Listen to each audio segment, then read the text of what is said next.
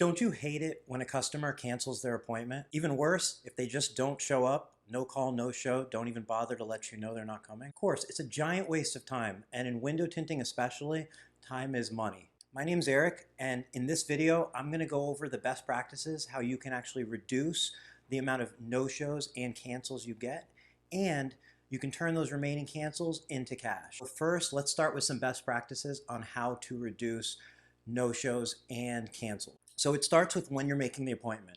When you're initially making the appointment with the customer, you're going to want to send a text confirmation to the customer, and you're going to want to include your company name, your address, your phone number, and confirm the day, time, type of vehicle, and the price that you quoted the customer.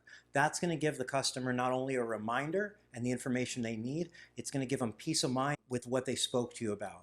Okay, so that right there is going to help them remember when their appointment's for, remember where it's for, and it's going to help them be prompt. The next thing is 24 hours before that appointment, I recommend you send a text confirmation or you call. If you want to avoid those no call, no shows and you want to fill them in with somebody who wants to get it done, then calling and texting the day before is a great practice because you're going to wean out anybody who says, oh, I didn't realize it was tomorrow. I'm going to go ahead and call you back another time. So call or text the day before and confirm that the customer knows about their appointment and that they still intend on coming. So with that text message confirmation sent both at the time of scheduling the customer as well as 24 hours prior, you've put yourself in the best possible position to avoid those cancels and no-shows. However, we both know there's still going to be some. And what you do next is going to make the difference whether those become future customers of yours or potentially bad reviews or even negative referrals. So let's talk about what you should do and also very importantly, what you shouldn't do. You could throw away their info. You could just discard it and move on with your day. Another option is to ban them from using your company. You can tell them directly, or you could just post on Facebook venting, letting everybody know that somebody didn't show up and that they're not welcome back. Another option, you can let them know that they've wasted your time and what a terrible person they are. Please, please, please don't do any of the three things I just mentioned. Those are three common ways that I see people saying or reacting on Facebook, and I don't recommend any of those things. So what I do recommend you do, when the customer is canceling, do not be upset.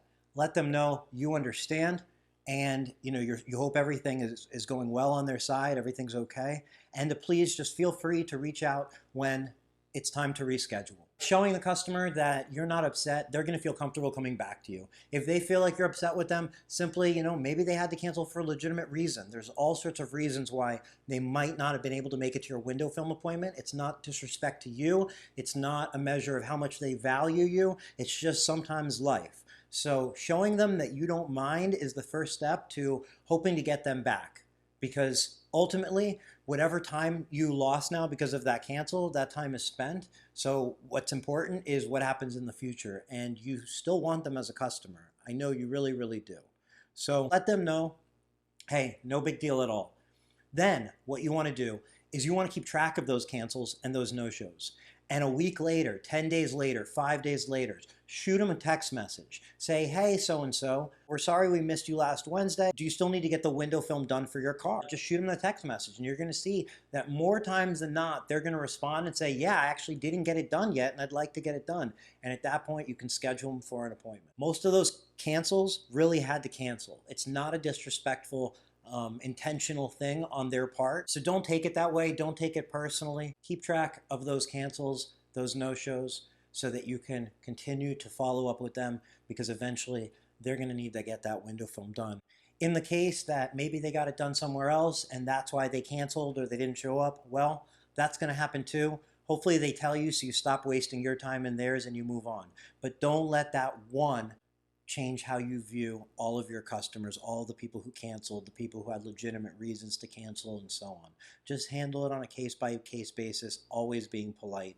You can never go wrong by being your best and being polite, and you'll be surprised. Some of those cancels can turn into referrals, how many actually just turn into customers. So thank you so much for watching. If you're not subscribed to this channel, I do a lot of videos like this. We also do a live stream on Facebook every Tuesday, so make sure you hit the subscribe button. See you on the next video.